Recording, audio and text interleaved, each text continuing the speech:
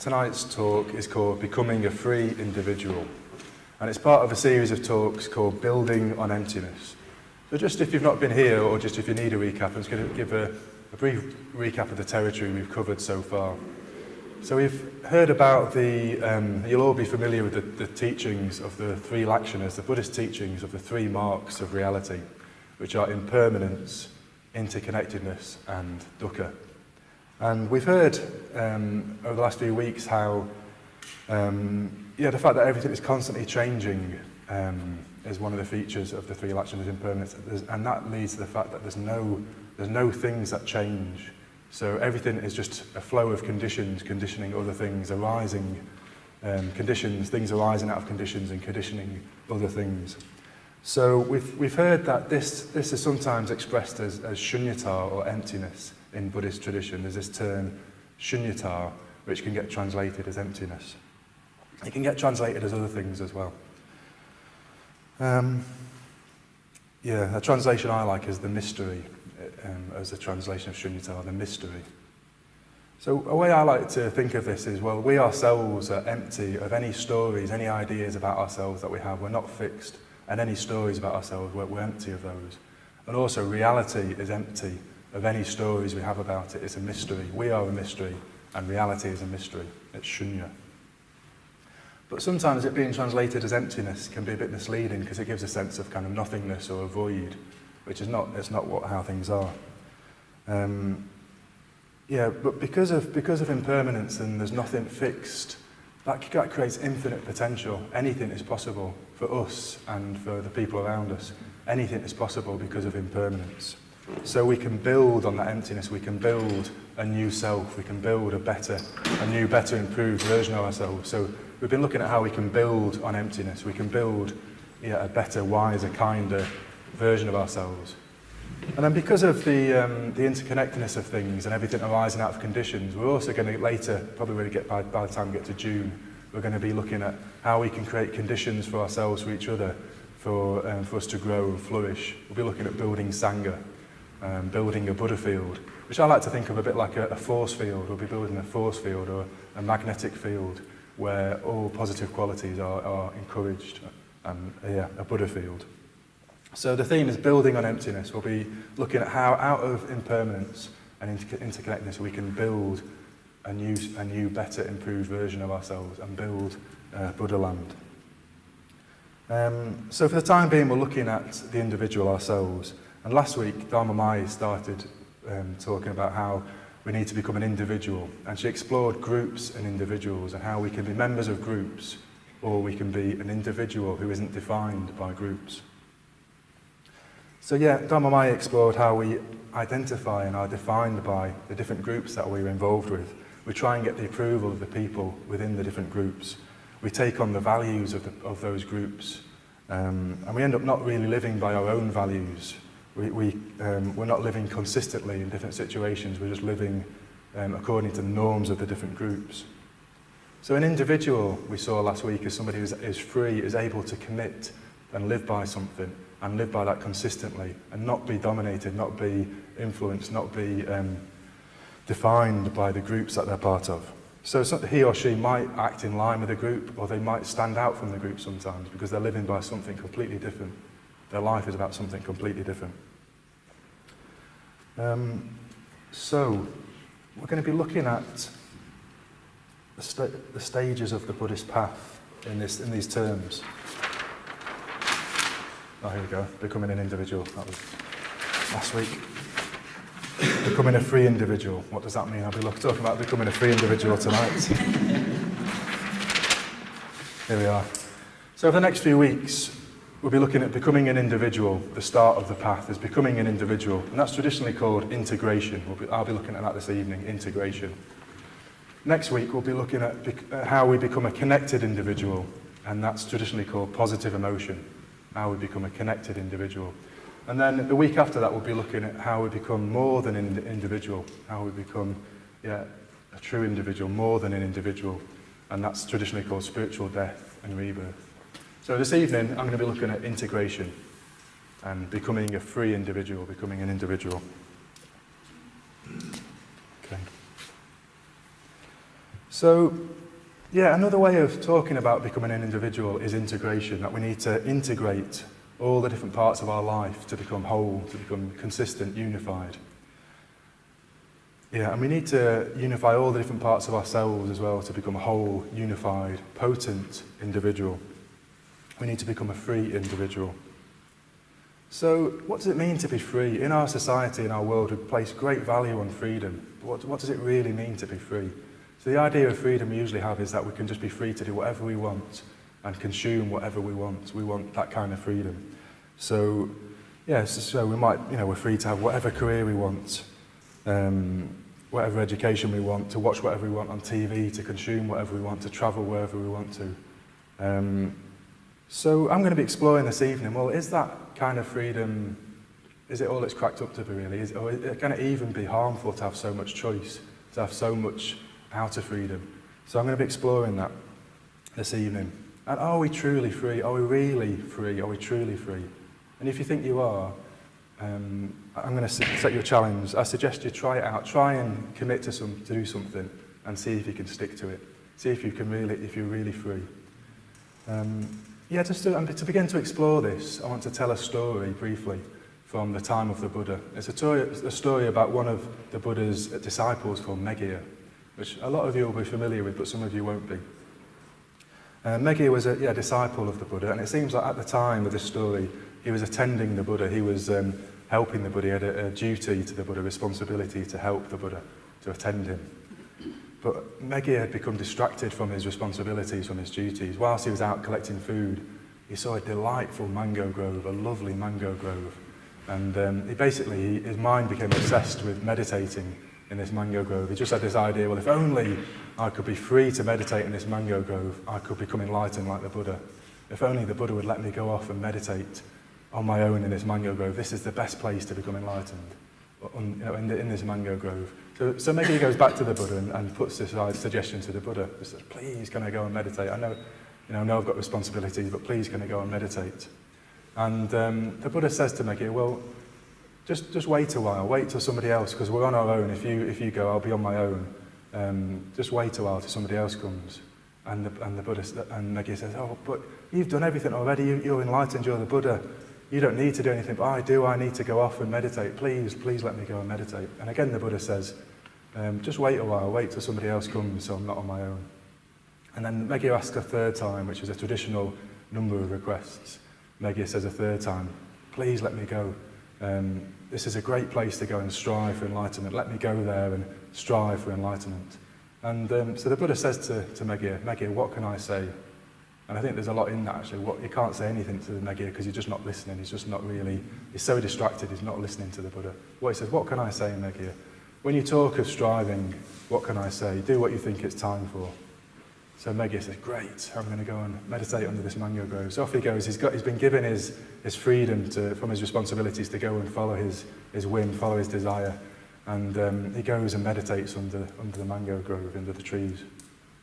But what happens isn't what Meghiya expects. It turns out, actually, he isn't free. He isn't as free as he thinks he is, because he's assailed, he comes under attack by harmful thoughts, angry thoughts, and lustful thoughts and emotions. His mind just becomes dominated by these thoughts, and he's so shocked and surprised. He thinks the woods are haunted. He thinks, well, this mango grove must be haunted. Where are these things coming from? So blatantly, Meghiya, it's his own mind, and Meghiya really doesn't know himself. He's really someone who doesn't know himself. So he goes back to the Buddha with his tail between his legs, and is very shocked, actually, very surprised that he hasn't been free to do what he thought he could do, what he wanted to do.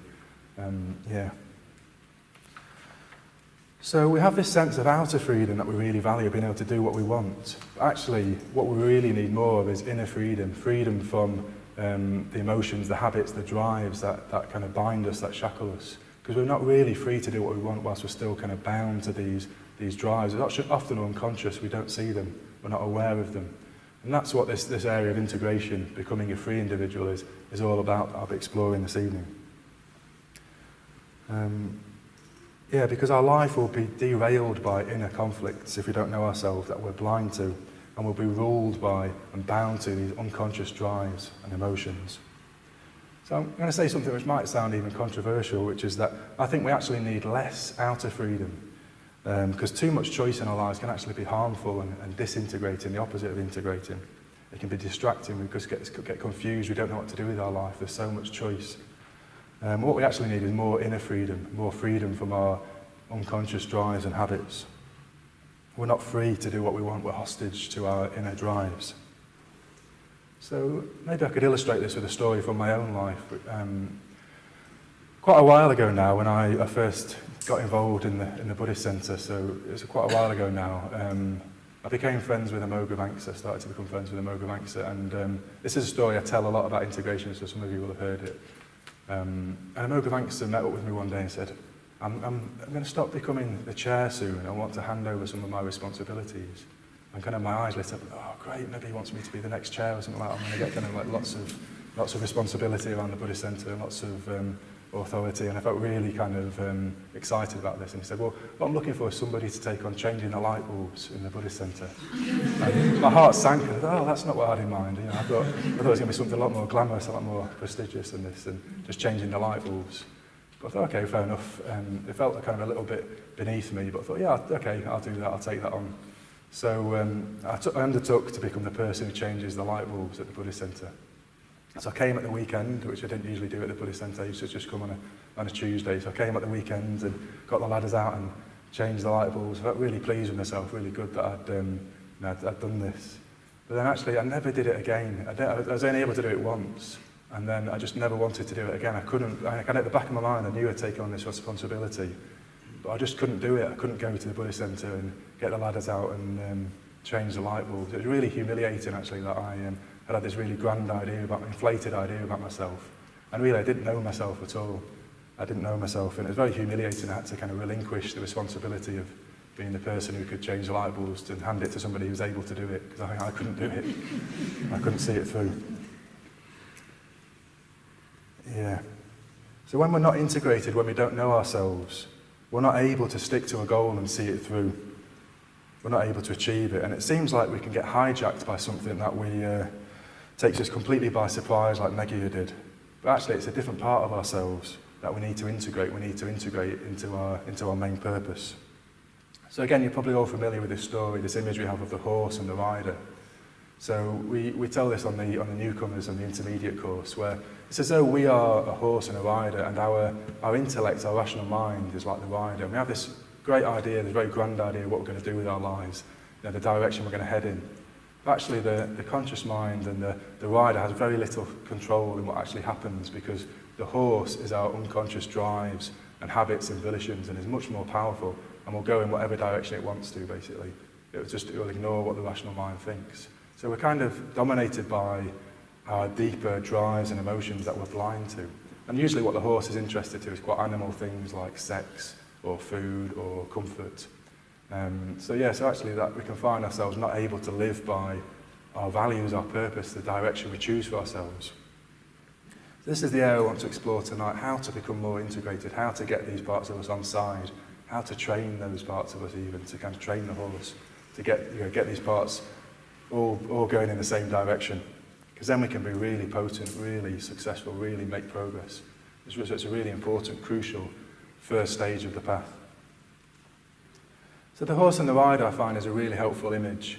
But there's another way of talking about integration as well, which I also find really, really helpful.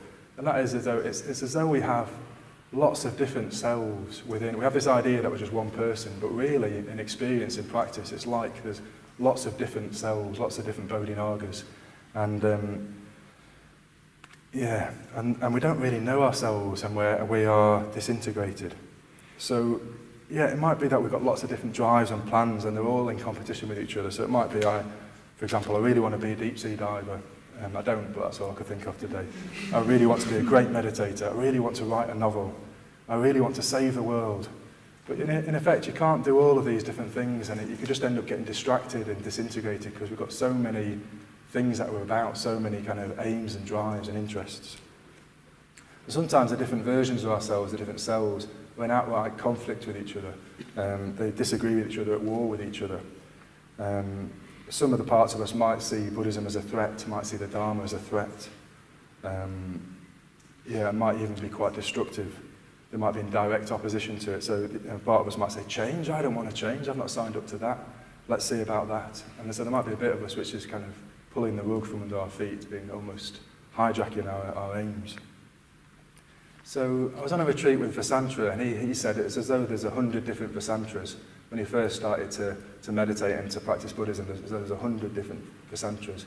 And maybe 5 or 6 of them wanted to practice Buddhism. But that was enough because they could kind of form a bit of a coalition.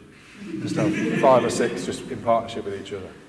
Because the others were just so diverse, so disparate and diverse. So that might be an interesting idea to take on. Are there just lots of different versions of yourself wanting different things? Yeah, another example might help to illustrate this. So, you might make a decision about what you're going to do, and you're really behind it, you really mean it. So you might think one evening, I'm going to meditate tomorrow morning. I'm going to meditate every morning. That's it. And I really see the benefits of meditation. I'm going to meditate every day, for the rest of my life. And you might be able to do it for a few mornings, and then suddenly you wake up, and it's like there's a completely different person in charge who's not interested in meditation in the slightest. Like, why did I decide that? I just want to stay in bed. It's much more interesting and much more comfortable. Like, why would I want to meditate?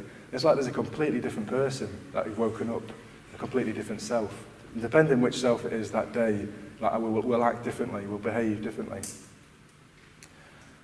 You might be, I'm never going to do this thing again. So for me, it might be eat chocolate. I'm never going to eat chocolate again, and really mean it. And then it'll last a little while, and then, then I'm completely disinterested in that idea and want to stuff my face full of chocolate again.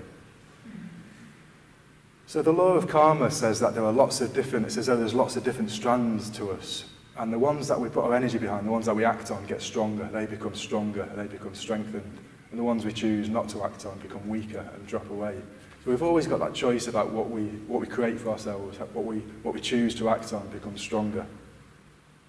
But when we don't know ourselves, when we're blind to some of our drives and habits, we're not aware of those different strands when we're making decisions. In the moment, we're not in the gap, you could say. We're an automatic pilot. We're just not aware of what's driving us in a situation. So we haven't got any control. We haven't got any choice about what we act and how we strengthen, which we strengthen, which we weaken. Okay.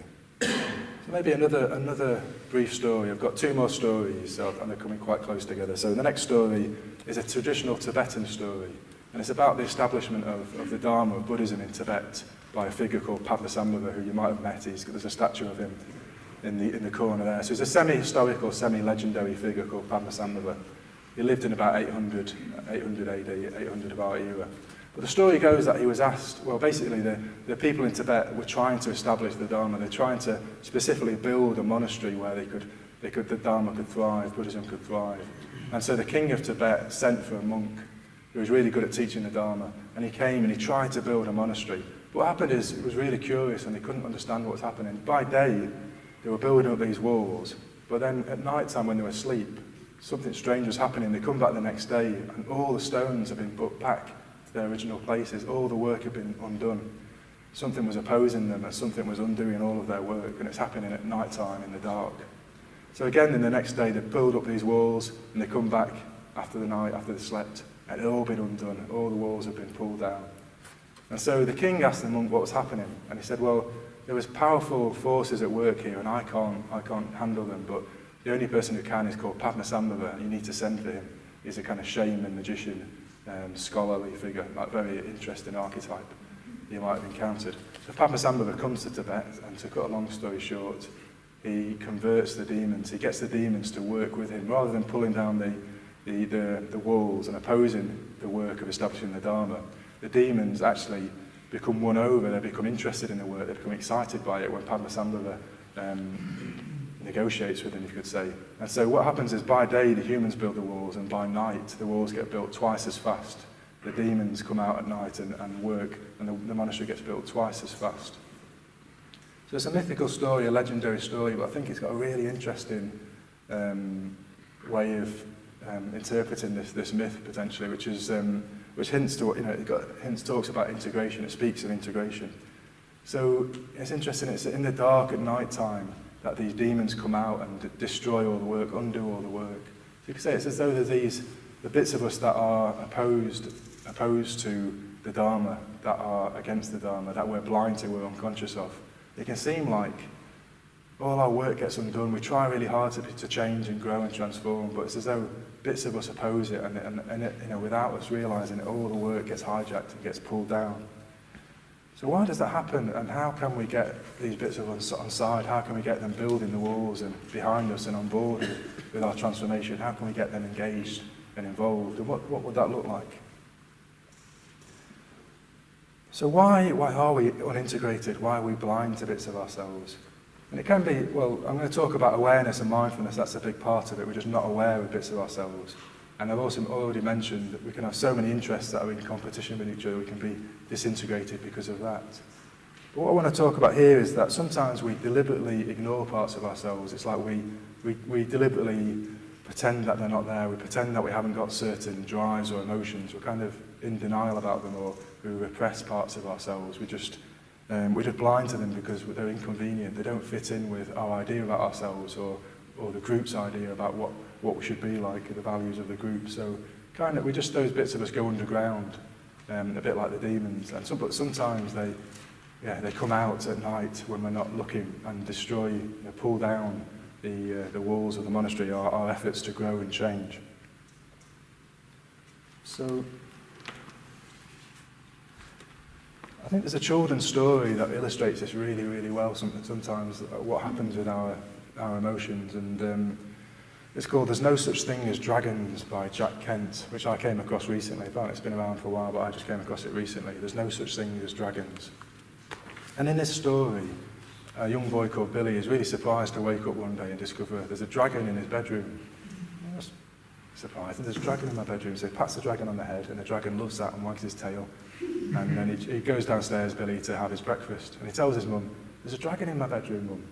And his mum says, "Don't be silly, Billy, there's no such thing as dragons," which confuses Billy because he's sure he's seen a dragon.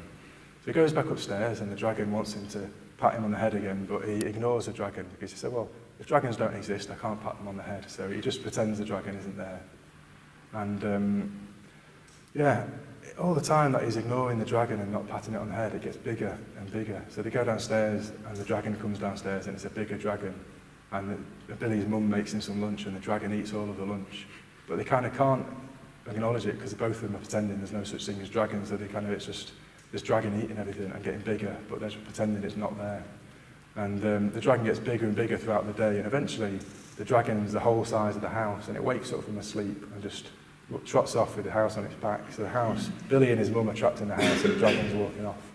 It's carnage, and Billy's dad comes home and, "Where's the house gone?" And the neighbour points him towards his house and the dragon. So the dad climbs up the dragon into the bedroom where Billy and his mum are stranded and say, "Well, what's been going on?" And Billy tries to say, "Well, there's a dragon." And his mum interrupts and says, "There's no such thing as..." And Billy cuts through and says, "There is such thing as dragons, and this is a big dragon." And he pats the dragon on the head. And instantly the dragon starts to shrink again, starts to shrink really quickly, and then becomes the size of a kitten. And on the final page, Billy's mum said, "It's not so bad having a dragon, is it? But why did it have to get so big?" And Billy said, I don't know, but I think it wanted to be noticed, Mum." So I think it's a really great story for children, but a really powerful story as well, because it evokes what can happen when we pretend things aren't there, when we pretend things aren't happening, and we go into denial about them. And we don't want to talk, partly we want to protect other people, we don't want to talk about it, we don't want to admit it to ourselves that something's happening, and it just becomes like a monster, it becomes like a dragon, it becomes so big, and it kind of dominates our life, but we can't talk about it, and we don't want to talk to other people about it. So it's a great story about how we can become unintegrated, and these bits of us can become really powerful and really dominant. So what do we do? What do we do in that situation? What do we do? And there's a clue in this story, because what Billy needs to do all along, and what transforms the situation, is he just needs to acknowledge and notice that there's a dragon there and pat it on the head, and it starts to become smaller and manageable and just in its appropriate place. So our emotions are just emotions, like weather, they come and go. We don't have to identify with them, we don't have to take them so seriously, they don't have to rule our lives. We can allow them to come and go and just acknowledge them, and let them be in their appropriate place, and they don't have to dominate our lives, they don't have to rule our lives. What seems like it's a big horrible monster actually just becomes an emotion that comes and goes again. We don't have to be ruled by it. But I can relate to that that dynamic of being in denial and not wanting to share something with my friends and my family, and it just feeling so huge, so dominant in my life. And then the freedom that comes from just talking about it to somebody and just kind of confessing it, acknowledging it, saying to my friend, oh, this is what's happening, I made a mess, this is what's happened. And suddenly all the power gets taken away out of it, just shrinks into its appropriate size. So there's something in here about seeing and acknowledging and naming something, which is a really big part of Buddhist practice, but in particular meditation as well. So you might remember we talk in the intermediate course about how to work with the hindrances in meditation, like Meggy experienced. Meggy was assailed by all these different thoughts and emotions, and he just didn't know what to do. But there's a very powerful way of responding, which is just to see the things as they arise in your experience and name them, and then let them pass again. And once you've done that, it creates a separation between you and the experience. You're no longer dominated by it. You've got some kind of way, you're in dialogue with it, you're in relationship with it, and it becomes in its appropriate place. So there's a real power and magic in naming something, giving it its true name. And this comes out of the alchemist tradition and the magician's tradition, like and the tantric tradition. If you know the true name of something, you have power over it. If you don't, it's got power over you. So if you're in denial about something, or you're not able to name what it is, it's got power over you. But as soon as you can see it and name it and say, yes, that is anger, that is anxiety, and it's no longer got the same kind of grip over you, it's no longer got the same power over you. So there's a real magic power in knowing something's true name and labeling it. And this is a practice we can use, particularly in meditation, in the mindfulness of breathing. There's a little caveat here I wanted to talk about. There's a danger associated with this, which I found myself getting into when I first started to come along, which can be called alienated awareness. There's a type of awareness of our emotions and our experience which we can call alienated awareness. And I probably best describe it as though it's like you talk about your emotions as if they're happening to somebody else. You can kind of see them and describe them, but you're not really experiencing it. It's like it's so much at a distance from your experience that you're alienated from it. It's as though it's happening to somebody else. And you can spot this. I've learned to spot this in other people now because it happened to me. There's a lack of awareness of yourself, and with that comes a lack of awareness of the people you're talking to and of your own behaviour. It's just like an alienated awareness, it's described as. So maybe another way to say this is like you think, oh great, I've got a horse which is going in the other direction. Let's abandon that horse. Don't need to have anything to do with that horse. I'm not going to be the rider of a horse anymore. So you just want to distance yourself from your emotions because they're troublesome, and you end up kind of in this strange, alienated state. Anyway, I won't say too much about that, but it's just a bit of a warning when we talk about naming and coming into a relationship with our emotions. Okay, so I want to talk for the rest of the talk about how to become more integrated, how to get to know ourselves, how to form a coalition out of these 100 different versions of ourselves. How do we do that in practice? So I've got a series, a kind of list really, of a series of ways that we work in this way to become a really potent individual, a free individual. Okay. So the first thing we do is we need to practice mindfulness. We need to cultivate mindfulness, cultivate more awareness in the moment. So especially the practice to do this is the mindfulness of breathing. We need to really cultivate our practice of the mindfulness of breathing. Because when we're distracted, when our mind's distracted, and you can experience this in the mindfulness of breathing, your mind, you have this aim, I'm going to follow the breath, and your mind just gets distracted. It chases after whatever it wants to, because the breath's boring, so it goes after whatever it wants to. And Sangha, our teacher, our founder, had an image for the distracted mind. He said it's like a butterfly which just flies. And this is really appropriate at the moment because I've started to see butterflies in the last few days for the first time, which is really lovely.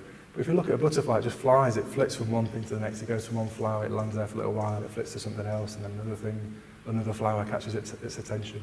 So you get this mind which is a bit like that, just flitting from one thing to the next, never really alighting on one thing for so long, and it just gets distracted, and then distracted again. So you might have had this experience where you go into the kitchen to put the kettle on, or you can't quite remember why you came into the kitchen, it's for something. And then you're on Facebook, or you look on your phone, and then you become distracted. I'll just go on for Facebook for 5 minutes and send a message to somebody, and then half an hour later or an hour later, you've been just completely distracted and you've forgotten why you went on there in the first place for. So the internet and social media is designed to distract us. It's designed for that, to distract us. So cyberspace leaves us in this kind of alienated space where we're kind of not really connected with our body and the world around us, and we just get distracted, disintegrated. We haven't got this kind of whole experience of being unified. So a friend of mine, Achara, who some of you will know, he had this motto, this kind of mantra that I really liked, which is just do one thing well. Do one thing well. I mean, this is something we can cultivate and train ourselves in. Just learn to do one thing at a time and do it well, rather than just being distracted and trying to do lots of different things. We can practice just doing one thing well. And you can see this is what you're doing in the mindfulness of breathing. You're just doing one thing and you're trying to do that well. You're trying to stay with the breath and just stay with that and do that well. Just do one thing well. So there's a Buddhist word for this and a Buddhist list, which we usually have, for those of you who like lists. So there's a particular type of mindfulness, and there's 3 types which I'll talk about, and the one at the top is called smrti, which is a really strange word, smrti. It's an Indian word. But basically it means it's awareness or recollectedness, but it's that type of attention where you're fully present with what's happening.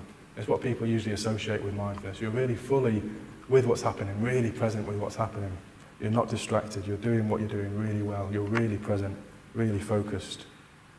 And being fully present with what's happening is integrating, it's unifying, it makes you whole, it's an integrating experience, being fully present. When someone's fully present when you're talking with them, you can tell when someone's fully present or when they're distracted. And there's a particular presence of I can experience when somebody's really fully present, there's a weight. And the Buddha was described as having a gaze like an elephant.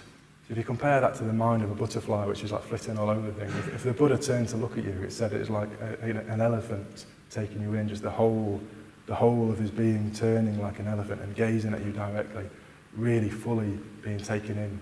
So if you think of the kind of strength of an elephant and the power of an elephant, it's that the Buddha's attention, the Buddha's mindfulness was as strong as that. His gaze was like an elephant.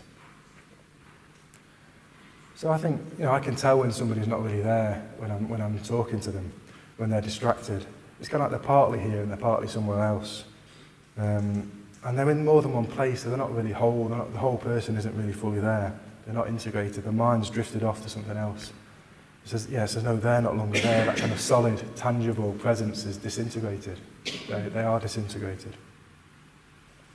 So the cultivation of mindfulness is really, really crucial, of this particular type of mindfulness, smrti, being fully present with whatever you're doing. And that comes through the mindfulness of breathing. But there are also conditions that you can create which are conducive to mindfulness. And so one of these is to simplify your life.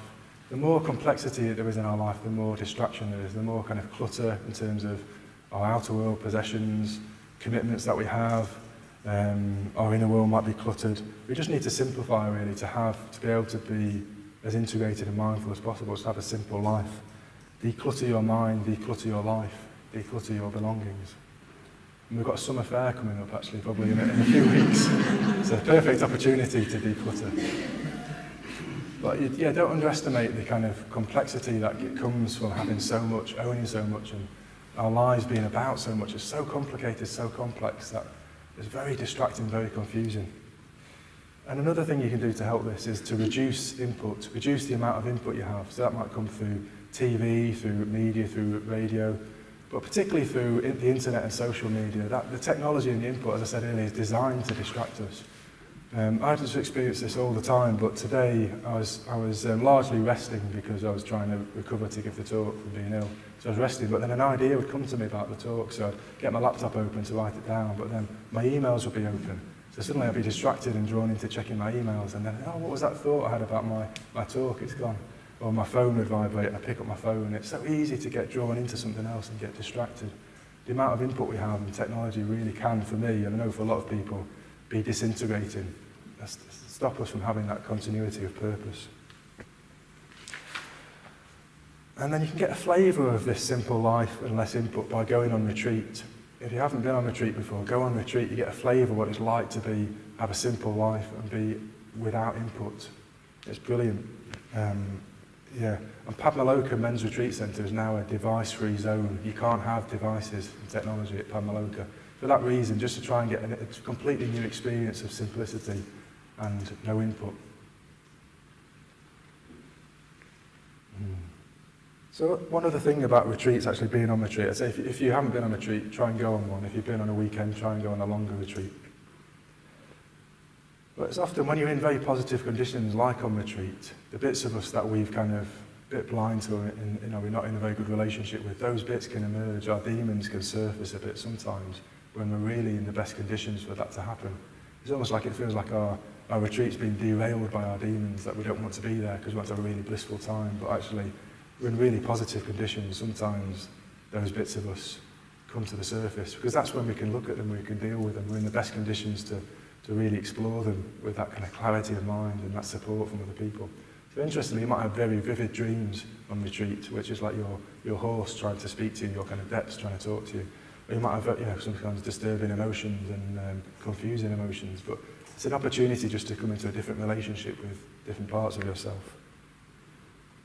Okay, so that's the first type of mindfulness, and the first thing that is integrated is smrti. Okay. The second thing is to commit to something. Noble that you want to live by. Have one thing that your life is about. That really is something that you feel really good about, that you can really live by, and commit to that. Commit to that one thing and live by it. So an example might be of something to commit to, which is like a guide for your life. Might be the 5 precepts. We talk about this again on the intermediate course. If you want to kind of grow and become the kind of person we have it within us, a potential to become, the precepts are a guide as to how to behave. And if we really commit to those and live by them in different situations, we learn a lot about ourselves. We learn so much. Because what you learn about initially is you discover the situations when you can't keep the precepts, the situations when you're not integrated, when you're not able to keep the precepts. You learn so much about yourself by committing to that. Yeah, and then it's an opportunity to integrate the Dharma and the precepts into all these different parts of your lives, into all these different group situations.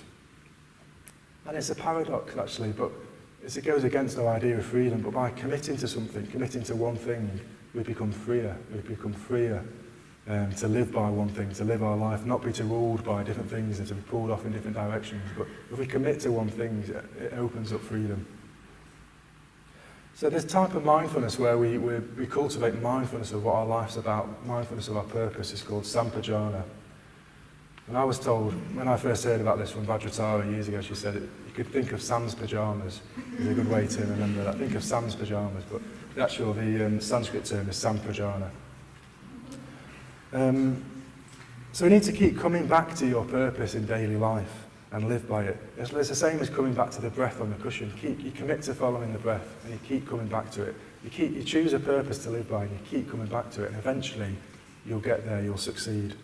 So you need the determination to go with this virya energy to not stop when it gets tough, and to keep coming back to your purpose. So, yeah, the opposite of being disintegrated and distracted is to cultivate a coherent thread through your experience. Through all of your experience is a coherent thread. And it's your purpose, it's what you want to live by. So it could be the 5 precepts for you. But decide to do something and stick to it.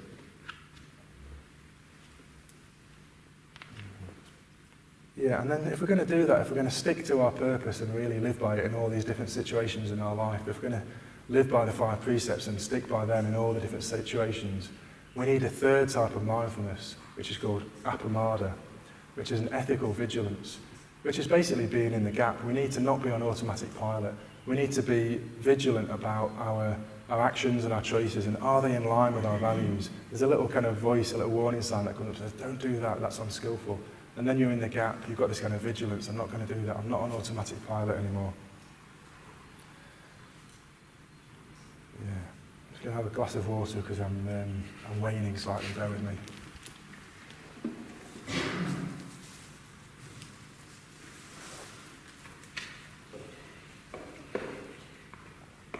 It'd be great if I could just pause the talk and have a nap and then do the rest of the talk. It'd go really well. Okay.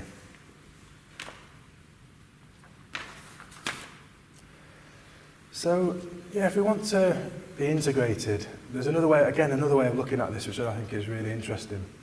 If we want to be the same person in every situation in our lives, we need integrity. There's a way of talking about this, is to have integrity. We need to be about something and live by that in all the different parts of our lives. As somebody who has integrity.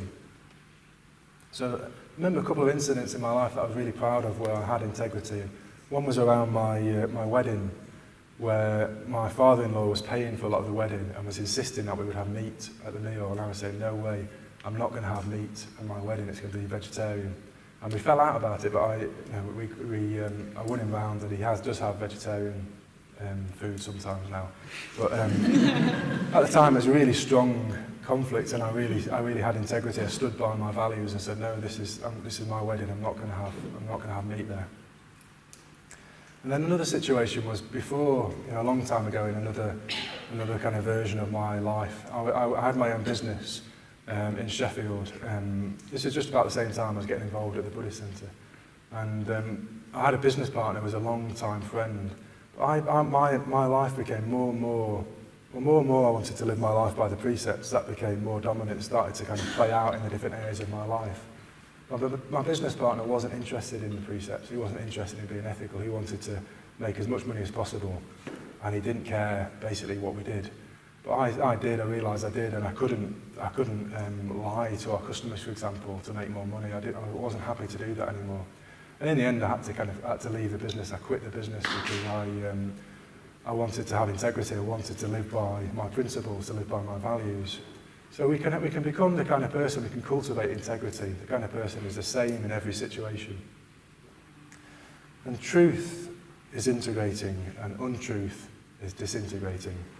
When we lie or go against what we believe in, it creates a schism within us. It creates different versions of reality, different versions of ourselves. It's disintegrating. And it's interesting, I looked up integrity this afternoon in a dictionary, an online dictionary, and there's synonyms about honesty, uprightness, honour, honourableness. But then the definition was a state of being whole and undivided was the definition of integrity. And the synonyms were unity, wholeness, coherence, unification.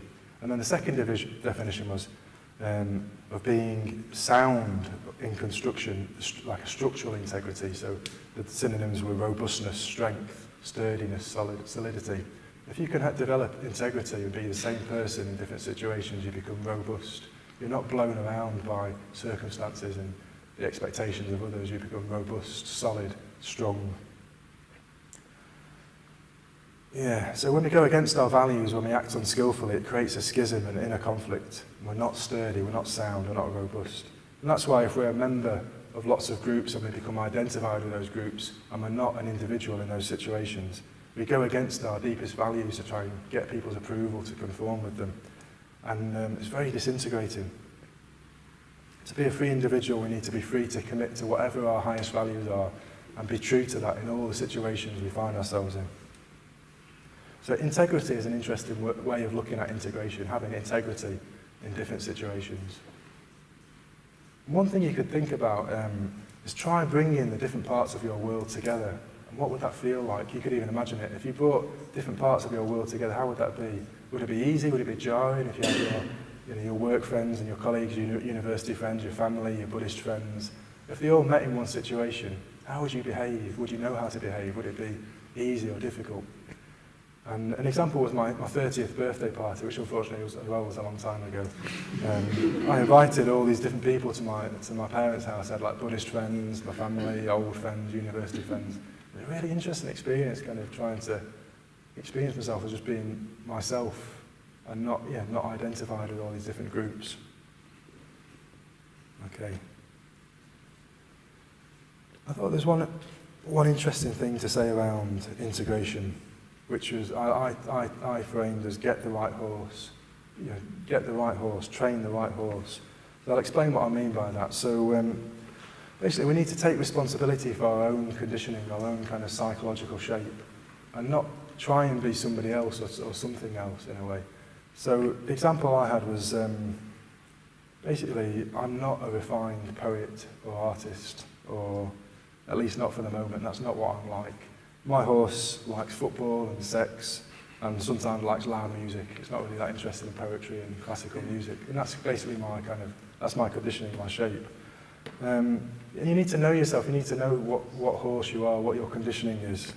Because you can gradually train your horse. You can transform your deeper drives and emotions, the bits that you're blind to. But you can't really try and be somebody else's horse or train somebody else's horse. You're not going to get very far if you try and train the wrong horse, or you need to know what kind of horse you're dealing with, get to know yourself. So I had all these ideas, because in Sangha our founder talks about getting involved, interested in poetry, refining the emotions through poetry, literature. So I've got shelves full of poetry books which I've never read, and shelves full of literature books which I've never read. And it's because basically I didn't really know myself. I was trying to, I was just ignoring who I am. And so you need to start by getting to know yourself, get to know what kind of horse you are, and then you can train it. Okay. Yeah, so we need to commit to a purpose that's noble enough and valuable enough that all the different bits of us get excited by it and want to support it, want to live by it. So for me, that's the Dharma, living the Dharma life, serving the Dharma life, sharing that for other people. That's exciting enough for me to live by, that all different parts of me are interested in that, actually, they get nourished by that. But if we leave bits of ourselves out, they'll cause havoc, they'll create havoc, they'll pull the walls of the monastery down like they did in the story in Tibet. So I wanted to give some words of encouragement, which is, don't be discouraged because you're not a terrible Buddhist. Because you might, at first we could think we're going backwards because we could discover all these terrible habits that we've got, all these unskillful habits that we've got. And it's not that, first of all we come along and we feel like we're pretty generous, pretty kind, pretty together, but then we discover we become really irritable, really angry. And it's not that Buddhism has made us worse as a person.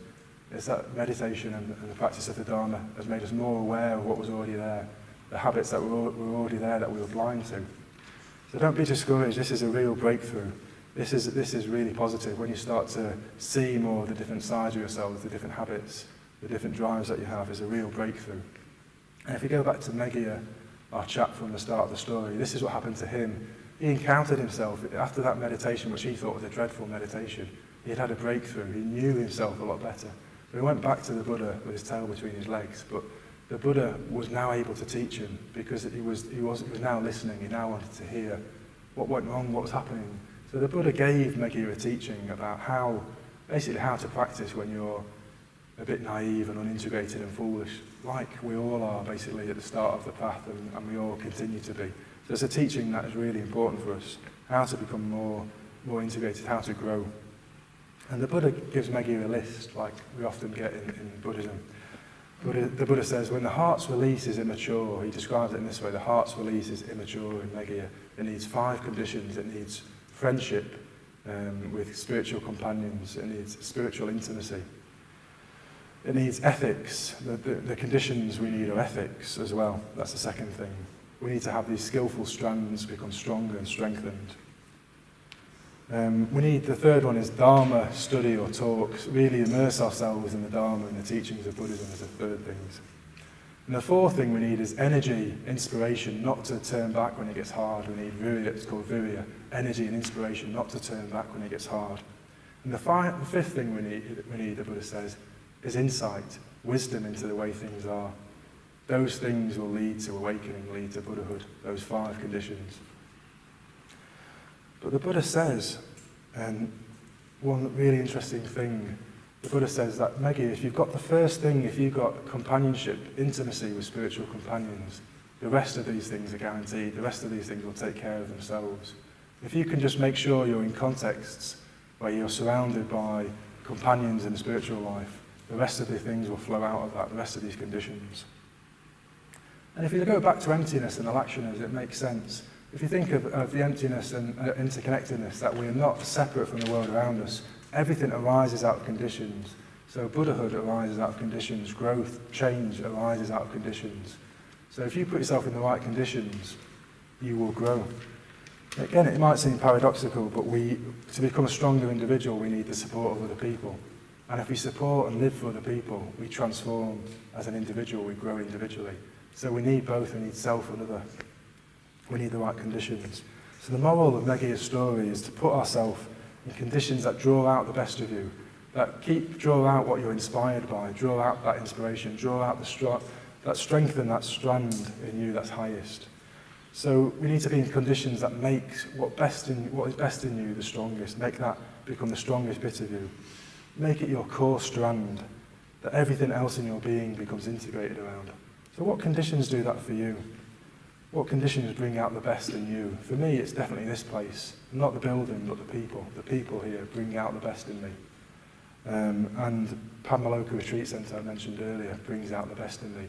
So discover what conditions bring out the best in you and spend time there, because it will strengthen that, it will bring it to the fore, it will make it stronger, and then you can integrate around that in other parts of your life. So as much as possible, work, if you can, live with, study with, go on retreat with your Dharma friends, with the Sangha, build deeper connections with them. And you'll naturally find yourself doing the other things in the Buddha's list. You'll find yourself talking about ethics more. The skillful things in you will be drawn out, they'll be rejoiced in. You'll find yourself confessing to things that you've done which are unskillful. You'll be immersed in the Dharma, you'll be studying the Dharma, learning the Dharma, you'll be reminded of what's highest for you. And you'll be inspired to keep going and not give up. Yeah. So we'll become a free individual. Yeah, so I think I'll end by saying, the moral of this talk really, the moral of this story is find contexts where that will bring out the best in you. And you might, it might be somebody who's considering becoming a mitra. So I want to end by saying, well, actually for me, having that regular group of Dharma friends, where you're kind of sharing the Dharma life together, I've seen it for me bring out those qualities that the Buddha talked about, ethics, virya, and being immersed in the Dharma. So we need other people to support us to become a true individual. So you might consider taking that step of becoming a mitra. If you already are a mitra, well, how can you intensify that? Well, you might want to join the order, join us in the order, join us in a more intense situation of collective practice. Because that Buddha says that is what will draw out what is highest in you, that was what will draw out what you want to live by and make it stronger.